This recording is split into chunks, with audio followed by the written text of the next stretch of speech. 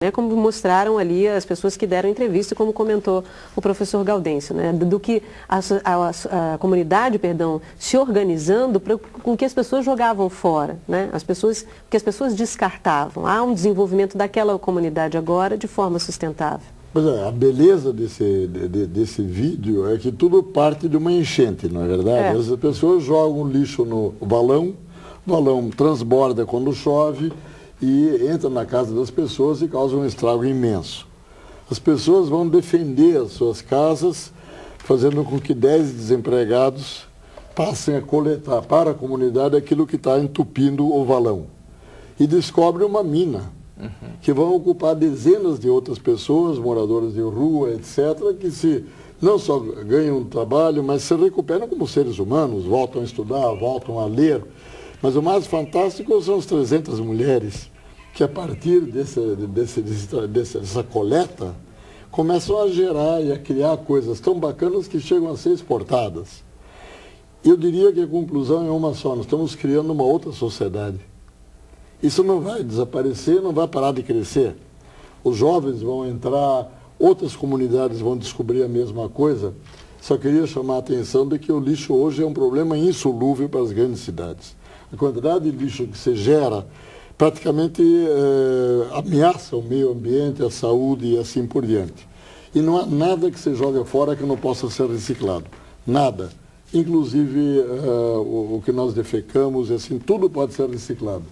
Nós temos que passar para uma economia que não desperdice mais nada e gere, através disso, uma sociedade mais igualitária e de gente mais feliz. A gente está na reta final do programa, finalzinho. Gostaria de ouvir agora as considerações finais de vocês sobre o que debatemos aqui. Queria começar pelo Rodrigo.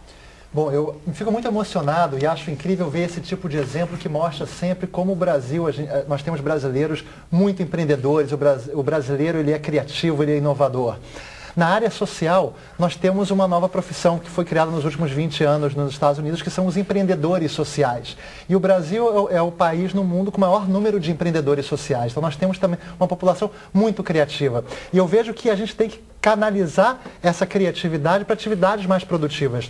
Hoje se fala muito nos Estados Unidos, e agora cada vez mais na América Latina, na economia da base da pirâmide, né, que são novas estratégias das empresas para desenvolverem produtos de menor custo para serem consumidos pela base da pirâmide. Eu vejo que nós precisamos cada vez mais orientar esse tipo de ação e discussão, e inverter um pouco, não pensar as comunidades de baixa renda, as pessoas de baixa renda, como meros fornecedores de mão de obra ou de produtos. Ou de bons produtos para serem consumidos por uma elite, né? Exatamente, mas eles devem ser criadores. As empresas, o setor privado, o nosso sistema deveria investir na capacidade criativa dessa população de baixa renda, para que essa população de baixa renda possa estar criando seus próprios empreendimentos.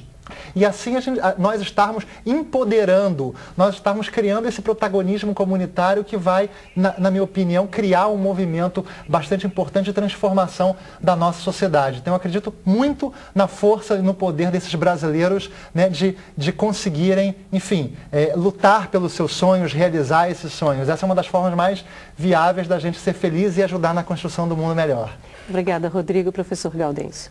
Eu acredito que o teu programa também sinaliza para a gente, né, que é fundamental que a gente lute para construir uma forma de sociedade em que o trabalho, de fato, não seja mutilador de vida, de direitos, mas seja promotor de direitos e de vida.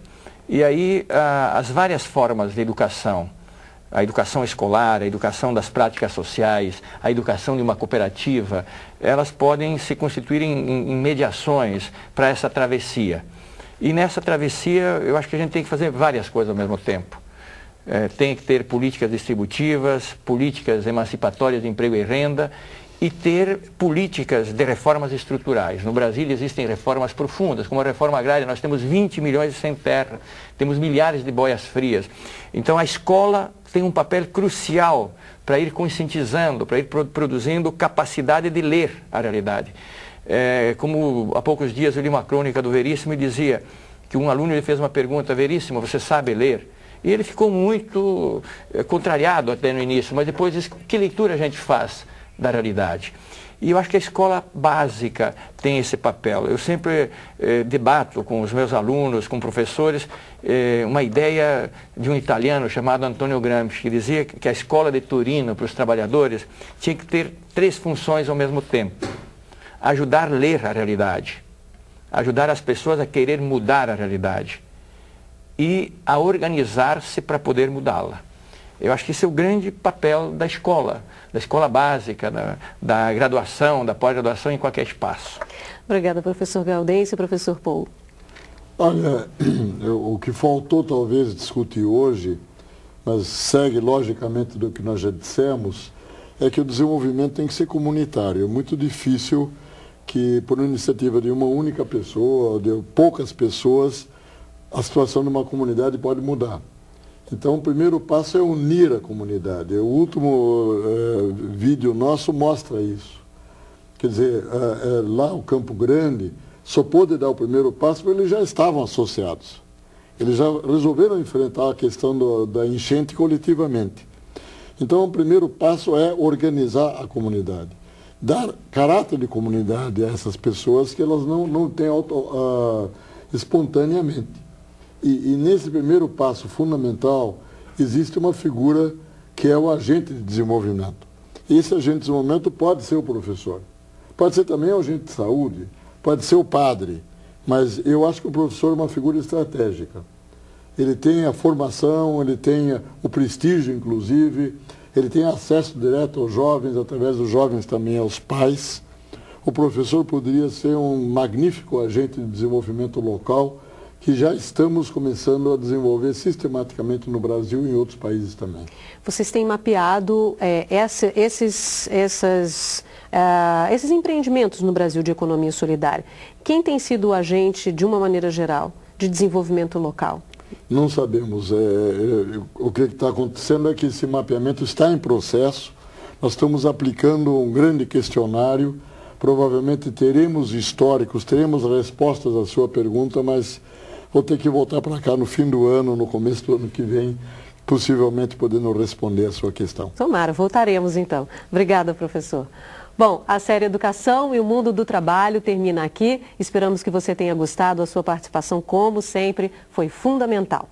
Eu agradeço também as presenças do Paul Singer, secretário nacional de Economia Solidária do Ministério do Trabalho e Emprego.